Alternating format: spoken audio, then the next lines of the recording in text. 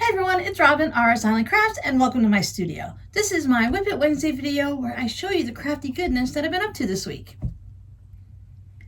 This is one of those weeks where the projects you work on take most of the week, so you only have a little bit to show, but what you do show, you know is a huge accomplishment.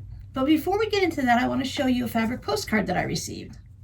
Isn't that beautiful? I love the fall leaves. I love old barns, red barns. I love Dresden. So this was like a perfect card. Perfect time of the year since, Florida doesn't really see, southern part of Florida doesn't really see a fall like this. So that's going to go into my collection. Put that right there. Before we get into anything, I want to show this wooden bowl. I was talking to one of you about something. So this is my wooden pineapple bowl. This is actually something that was hand carved by some type of an artist. I won it on a blog, some type of blog giveaway many years ago, and I love it. I keep things in there. I keep chapstick because my lips are always chapped. Always have dry lips. Today I'm using Blistex and it's some type of berry flavor. Keep a seam ripper and I keep my tweezers in here. And when I'm doing a bunch of things, like when I had my brother's sewing machine out, because now I have my Juki out, I like to keep different things in there, like the little key to change out the feet. I keep my walk-in foot in there and all of that. I've just recently switched to my Juki because I'm working on a quilt and I just haven't filled this back up. But I keep this behind my machine where I can reach it really easily and I fill it up with all kinds of goodness. But if you saw this in the video last week, this is what it is. I just think it's a beautiful wooden bowl. I love wooden bowls. And since we're in Sharon mode, a while back we talked about what I use on my Juki, because these essential threads that I purchased from, you can purchase them on Amazon, but I usually get them from Connecting Threads. It's a Connecting Threads cotton sewing thread. It doesn't fit on my Juki sewing machine because on my Juki, you have to put it in sideways like this, and it has this plastic bit that goes on the bottom. So when you remove it to put it in properly, it has so much extra plastic and stuff back here that as I'm sewing like a maniac, it just slowly works its way off the spool. So I purchased this, and it's based on a recommendation from the Crafty Gemini. I'm pretty sure I bought it on Amazon, so I'll see if I can find a link and put it down below in the description box for you. It came with 2 of these little pedestals, so if you need to pop it up for any reason, I didn't really need to, but I put one underneath it just so, because why not, right? And then it's a telescoping arm, so you can adjust it to whatever height you need it to. So for my Juki, it's a higher sewing machine, so I bring it up so that it's level and it can come right across, right above where the spools would normally go, and then I can just thread it through that way. So if you have a smaller machine, you might want it to be a little lower. It all depends. So I think it's great that it's telescoping. It works out really well. The base isn't like super heavy, but it does have some weight to it. And I just put it next to my sewing machine on the right hand side on my little sewing mat here, and it doesn't slide around anywhere. It works really great. So in 2009, I made my daughter Miranda a quilt for her bed. It was kind of like a graduation type thing, and she was getting ready to go off into the army and all that, so she had a quilt for her bed. So it's, 12 years old now. It's just starting to get a little threadbare in certain spots. She lays on it, the cats lay on it now, and it's just wear and tear.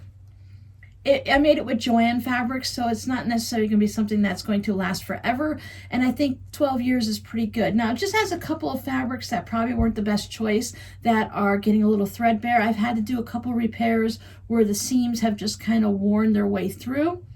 The rest of the fabric is great, so it's not like a quilt that needs to be thrown away. She just wanted a new one so she can preserve this one and use it for whatever, maybe to wrap around in her reading chair or something like that. So I started working on her quilt for Christmas because why not wait until the last minute? We bought all the fabrics in March, but hey, why not wait? I'll add a link down below to the pattern that she chose that I purchased on Etsy. It's basically a disappearing 9 patch with some sashing, and it's done on point. So I did a practice block. So these aren't the actual fabrics she chose, but she did choose reds, grays, blacks, and a little bit of Harry Potter. So this looks a little weird. I have pins holding it together because not only did I make the block, and this is made using 6-inch squares into a 9 patch, but I also cut it just so I can play with seeing where all the blocks went, where the different fabrics laid and stuff like that. I wanted to do a practice block first before I cut into yards of fabric and had an issue and had to buy fabric all over again. So this gray right here is actually a gray fabric with some like leaf prints on it. There you go, you can kind of see it. So I really like the way that looks. I think that's a great gray fabric for in quilts. And I just keep this hanging up on the wall that I can reference and look at. And actually, by the time I got into really looking at what the pattern required, and it had a really great idea for placement. Now, my daughter and I made a video back in March or April after we bought the fabric. I had her come over because I knew I would forget what fabric goes where. And while she's not super picky, she's very particular. And she knew the vision that she wanted, and she knew which fabrics were going to go where, because we didn't quite follow what they said, because they had black on white prints and white on black prints and stuff like that. You're supposed to use 8. We chose 4. We used gray and not, so we changed things up. So I did a video. So we talked through it all so that I would remember, which was a great idea. Past Robin, because it really saved me this time. So once I got through that and I pulled all the fabric out and organized it so I knew what went where, I then realized that everything was perfectly fine and I knew what I was doing. So this is the block for her quilt. I made 18 of them and they are all identical. They actually go this way. So when I cut it, the red becomes like little cornerstones and stuff, and then the gray becomes like, you'll see in the pattern where there's some lighter colors, but she was really particular that when this pattern gets put on point as I make the disappearing 9 patch, she wanted these Harry Potter eyeglasses to go straight down on the quilt, and then she wanted this is a mottled black marbled, and she wanted that to go diagonally to go across the quilt. So I had to make sure that I got everything in the right place, and I did, and I made 18 of these, and for me they ended up being 17 inches, I believe, which when you're making your own quilt and you're making all the blocks for it, this type of block doesn't need to be exactly perfect when you're having all of your squares done. So your seam allowances, as long as they're consistent, then it's going to be fine. For anyone that's curious, I just did the basic pressing where I press the center in, I press the top and the bottom out, and then I just pressed them all. It looks like I pressed them all down. And then I used my little wood clapper, which made a really big difference in making everything nice and flat. What I like to do is Saturday afternoon, I got all my fabric organized in the morning, figure out where everything goes, did my test block, and then in Saturday afternoon, I cut all of my pieces out and had them all piled up and ready to go, so that when I came in Sunday morning, I can just go ahead and just start. Well, I started on Sunday afternoon, but then I just spent the afternoon sewing all these blocks together. Then I took a break. It only took me, a few hours to sew them, and then I stopped for the rest of the day. And then next weekend or this weekend coming up, I'll go back through and I'll cut them and then sew them all back together. And then the next weekend, I'll probably just keep going, so that as I get into December and I get closer to Christmas, then I'll only have to worry about quilting it and stuff. So we bought all these fabrics at Joann's. Well, I bought a couple of them at fabric.com. I bought the red and the black solid because we could not find a red at Joann's that was like a nice red. And as I'm looking at this has a little bit more towards the orange red, but she likes it, so that's all that matters. And I love fabric.com's blacks. It's just a nice true black.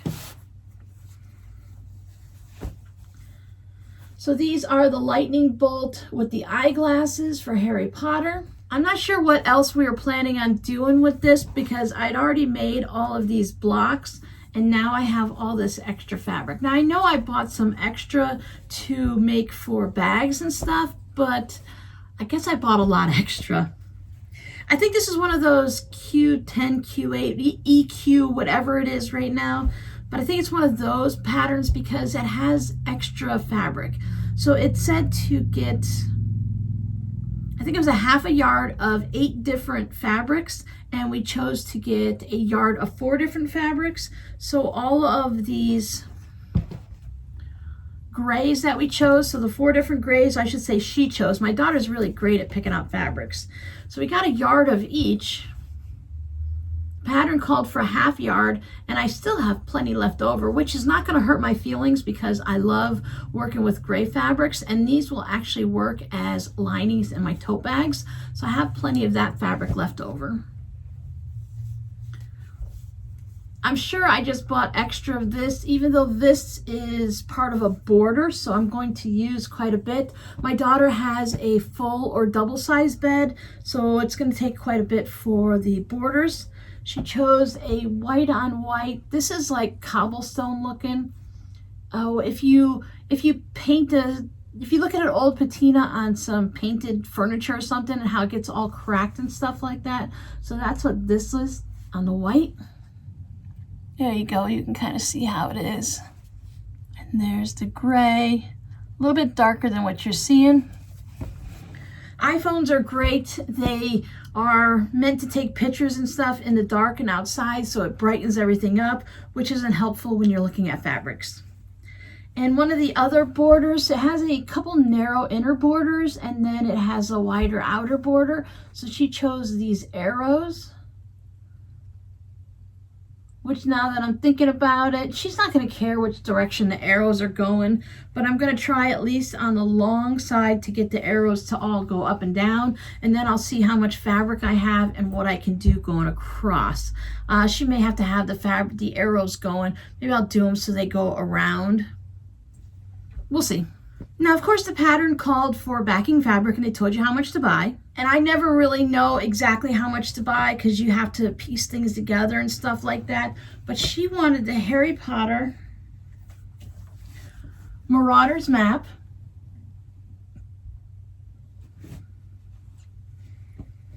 So we decided that's going to be the center of the back of her quilt. And since it's 42 inches or 40 inches and that's not enough for her quilt, we chose this. Has Ravenclaw, Gryffindor, so it has all of the house animals on it.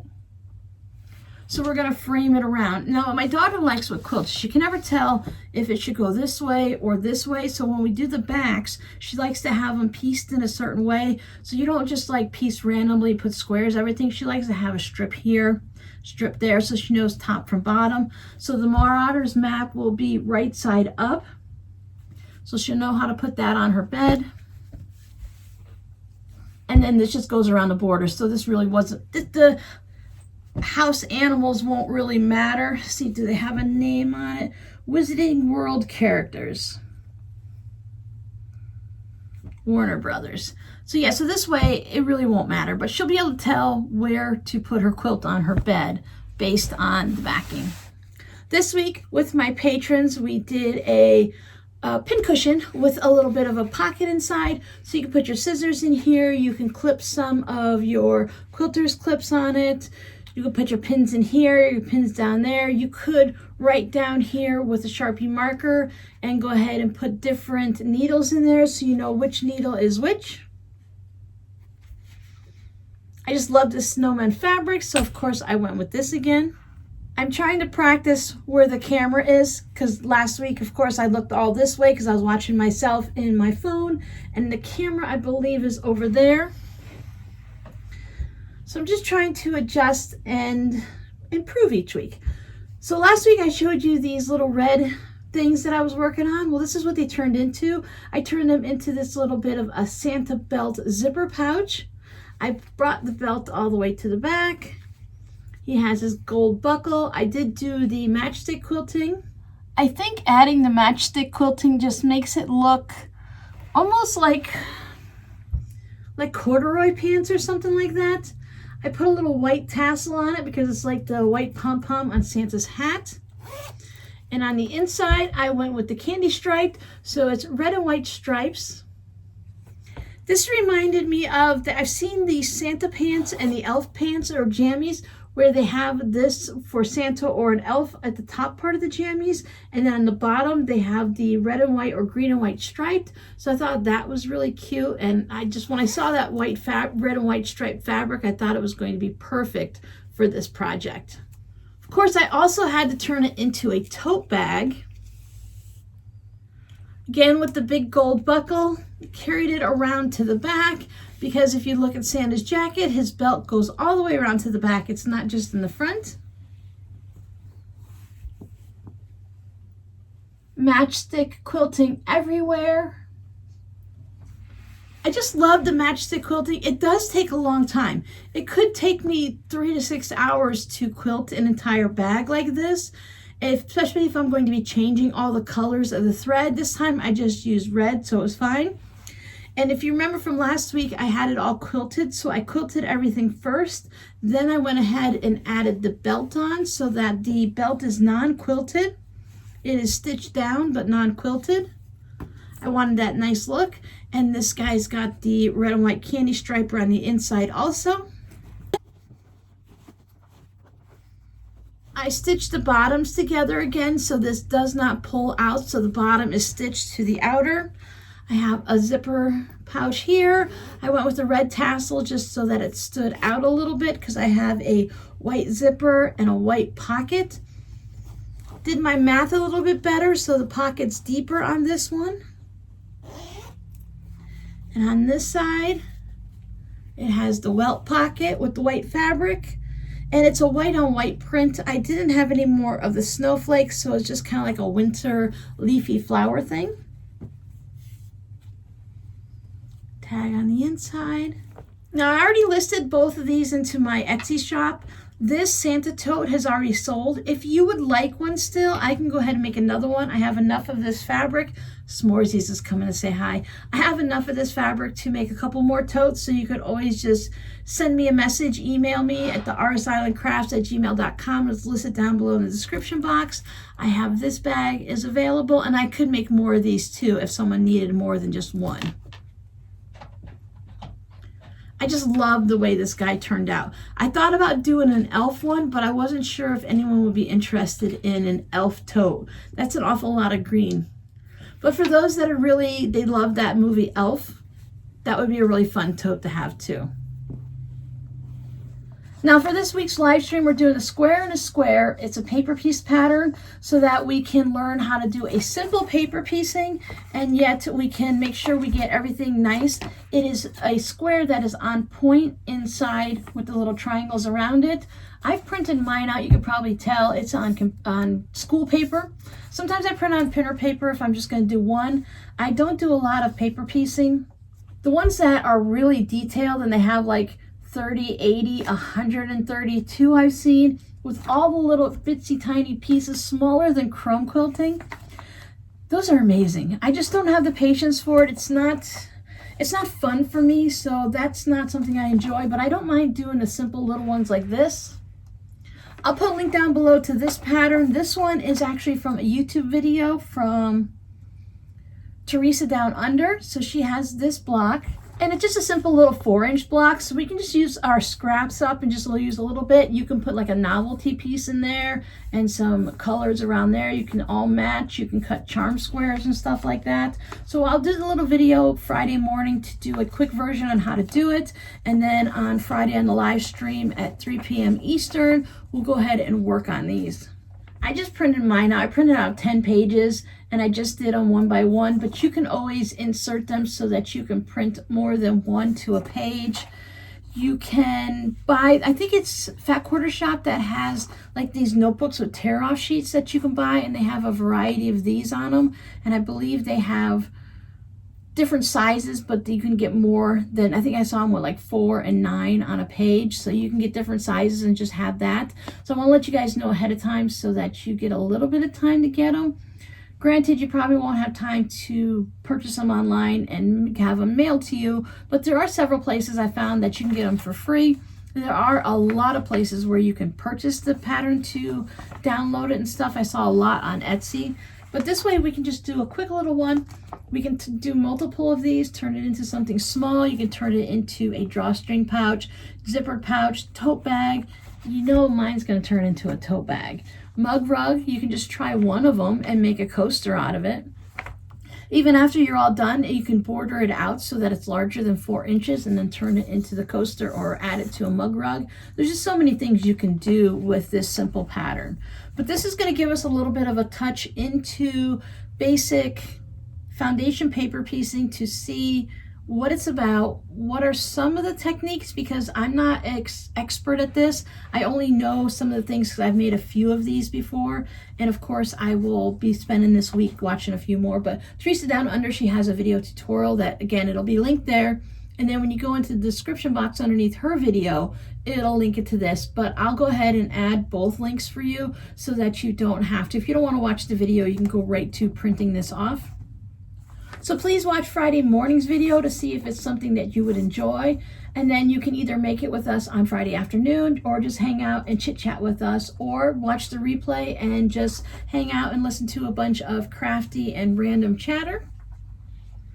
I really enjoy doing the live streams, especially now that they're on Friday afternoons. I don't feel the burden of, I have to stop to do a live stream, because the live streams are so much fun. I really enjoy hanging out with everyone and doing all the different sewing and the chit-chatting, and I really shouldn't have things here to play with when talking. That's the difference be going face-to-face like this, that I can really wander off a little bit more than when it's just looking down on the table.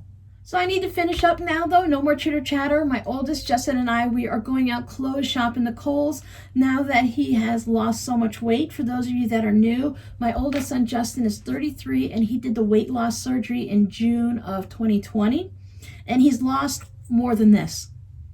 He's lost more weight than I weigh, which gives you a reference point to see how much, because when I see him, I know what he used to look like and I know what he looks like now, and oh my gosh, I'm so proud of him. He's done such an amazing job, to the point that the place where he had the classes beforehand and the surgery and stuff, they've invited him back to talk to the new classes so that they can see this is what he looked like before, this is what he looks like now, ask questions, to know that this is an amazing change of life surgery. So to give you an idea, he's lost this much weight and more.